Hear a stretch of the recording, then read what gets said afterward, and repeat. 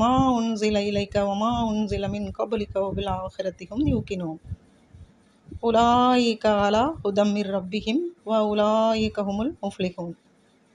இவர்களே நேர்வழி பெற்ற வெற்றியாளர்கள்.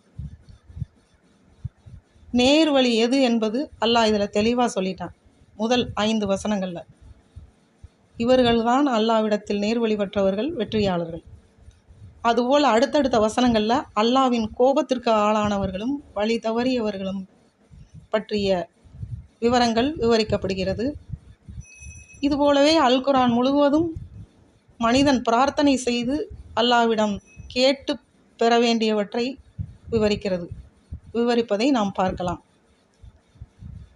அல் குர்ஆனோடு நாம் தினம் தினம் தொடர்புடையவர்களாக எல்லாம் அல்ல ரப்புல் ஆலமீன் நம்மை ஆக்கி அருள் புரிவானாக. ஆமீன் ஆமீன் யா ரப்புல் ஆலமீன்.